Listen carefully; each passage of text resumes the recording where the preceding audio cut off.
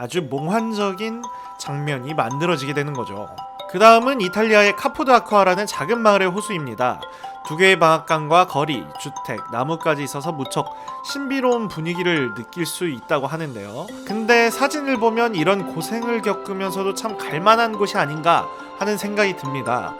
안녕하세요, 잠수맨입니다. 오늘은 전세계 호수 다이빙 명소를 한번 알아보려고 합니다. 호수 다이빙 다녀오신 분들 있으신가요? 호수 속 뻥 뚫린 시야를 보면 정말 바로 뛰어들고 싶은 마음이 들거든요. 아쉽게도 저는 호수 다이빙을 가는 게 하나의 로망 중 하나였는데 아직 다녀오진 못했습니다. 대신 언젠간 갈 날을 꿈꾸면서 전세계 호수 다이빙 명소를 한번 조사해봤습니다. 같이 한번 알아보실까요? 먼저 오스트리아의 그린레이크입니다. 10년 전부터 SNS에 많이 뜨면서 유명해진 곳이죠. 이곳은 평상시에는 수심이 1에서 2m밖에 안 되는 작은 호수지만 5월 중순이 되면 호수를 둘러싸고 있는 산에 내린 눈이 녹아서 호수의 수심이 8에서 12m 정도까지 깊어진다고 하는데요.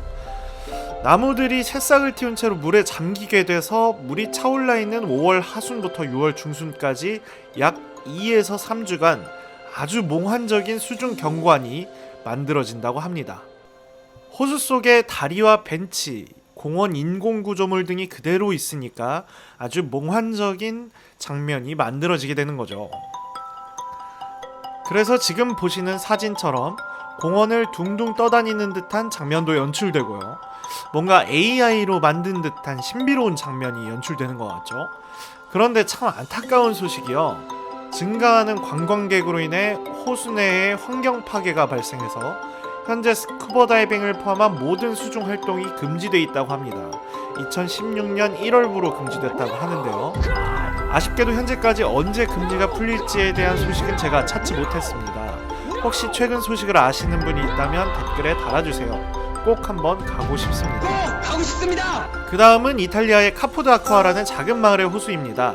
두 개의 방앗간과 거리, 주택, 나무까지 있어서 무척 신비로운 분위기를 느낄 수 있다고 하는데요. 이것도 보존과 관리를 이유로 스쿠버 다이빙을 할 때 출입증과 허가서를 받아야 한다고 합니다. 근데 사진을 보면 이런 고생을 겪으면서도 참 갈만한 곳이 아닌가 하는 생각이 듭니다. 진짜 호수는 시야가 말이 안 되는 것 같지 않나요? 최근 다녀온 게 동해바다인데 정반대 느낌이라고 봐야 할 것 같습니다. 바깥도 아름답기는 한데요, 이게 호수 안이 말이 안 됩니다. 구글맵에서 검색해서 나오는 사진만 봐도 이렇게 뜨는데요, 참 부럽습니다. 아까 그린레이크와는 조금 다른 느낌이죠. 저게 방앗간이라고 하는데 좀 로마? 이탈리아스러운 느낌이 납니다. 다이빙을 마치고 수트를 걸어놓은 사진도 보이네요. 최근 다녀온 분의 평을 보니까 다이빙은 주말에만 할 수 있다고 하고요. 다이빙 비용은 30유로라고 합니다. 몹시 저렴하죠. 다음에 가게 되면 한번 꼭 시도를 해봐야겠습니다. 그게 언제가 될진 모르겠지만요. 다음은 토론토에서 차로 4시간 거리에 있는 토버몰이라는 곳을 찾아보겠습니다. 아주 특별한 장소인 토버몰이는 캐나다의 스쿠버 다이빙 수도라고 불린다고 합니다. 여기가 오데호에 있는 도시거든요. 이 지역에서는 20여 척이 넘는 난파선을 들여다보기에 안성맞춤인 곳이라고 합니다.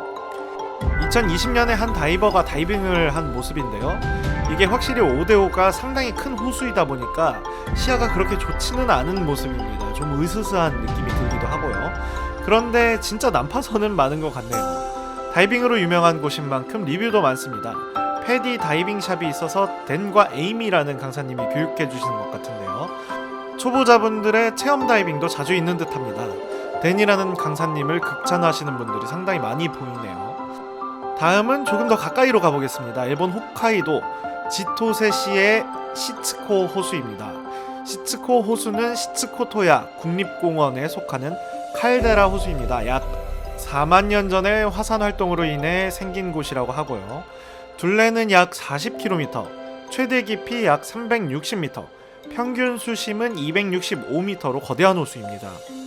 아키타현의 타자와 호수에 이어 일본에서 두 번째로 깊은 호수로 거대한 물 항아리라는 별명을 가지고 있다고 합니다. 오션데이즈라는 게스트하우스가 스쿠버샵도 운영하고 있다고 하는데요. 찾아보니 투탱크에 17,000엔입니다. 17만원 정도인데요. 싸지는 않습니다.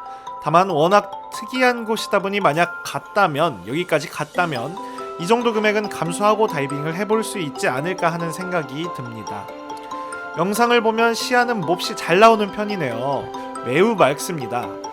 호수답게 쓰러진 고목도 보이고요. 아주 몽환적인 분위기가 여기도 나타납니다.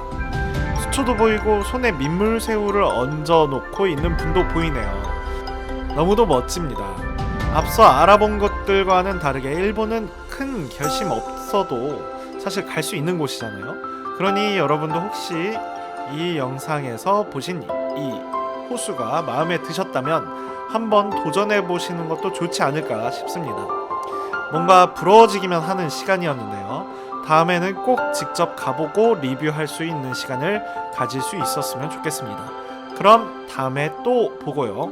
안전한 다이빙 하세요. 구독과 좋아요, 알림 설정은 사랑입니다. 감사합니다.